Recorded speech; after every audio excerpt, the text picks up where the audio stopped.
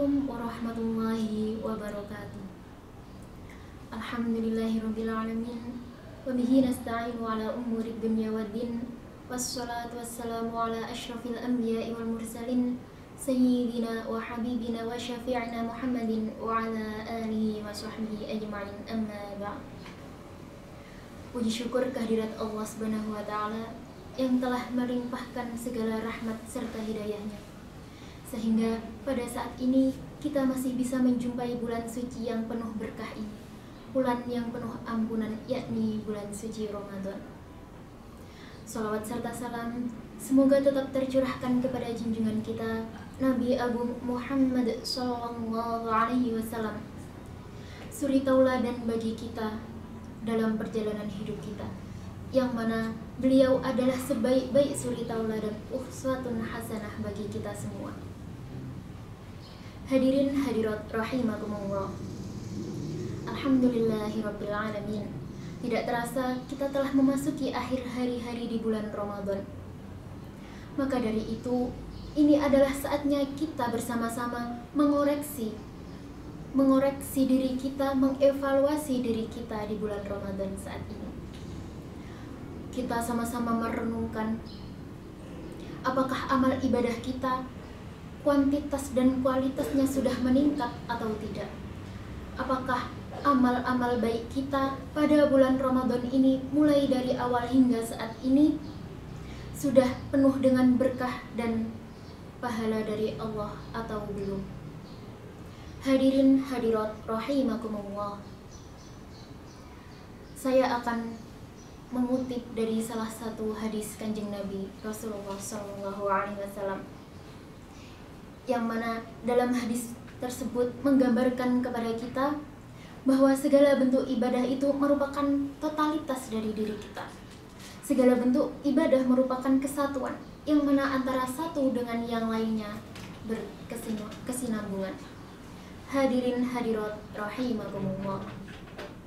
Dalam hadis tersebut disebutkan bahwa ketika Rasulullah Sallallahu Alaihi Wasallam berkumpul dengan para sahabat, Rasulullah menanyakan kepada para sahabat, "Wahai para sahabat, apakah kalian mengetahui siapakah orang yang merugi itu?"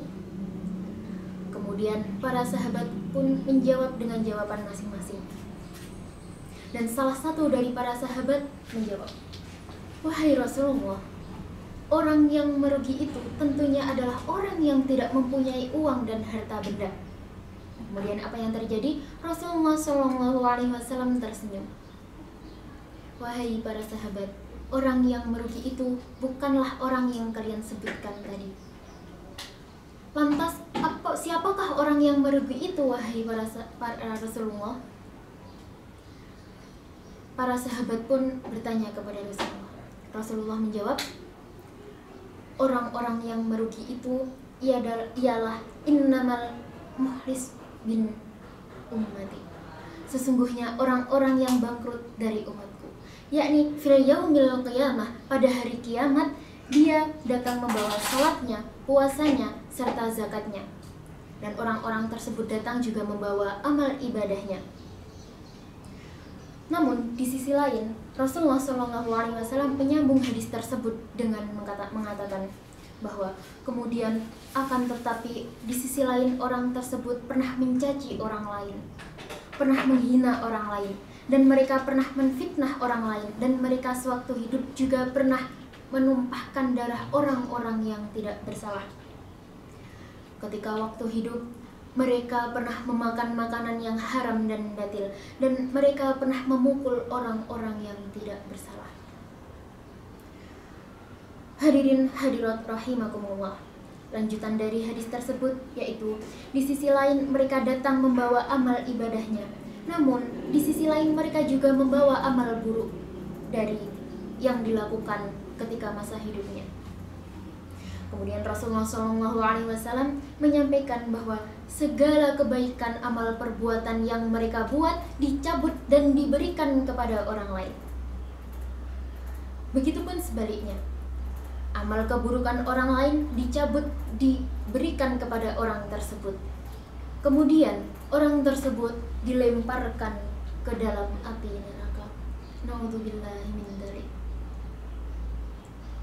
Hadirin hadirat rahimakumullah.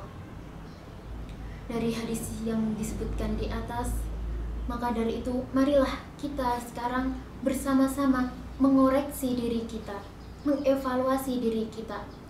Semoga amal ibadah kita di hari yang kemudian akan jauh lebih meningkat, lebih barokah dan lebih baik dari sebelumnya.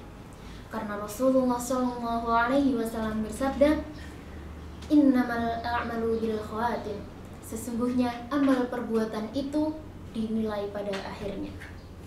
Hadis riwayat Bukhari. Mungkin cukup sekian yang dapat saya sampaikan. Kurang lebihnya mohon maaf. Wabillahi taufiq wal hidayah wa ridho wa inayah. Wassalamualaikum warahmatullahi wabarakatuh.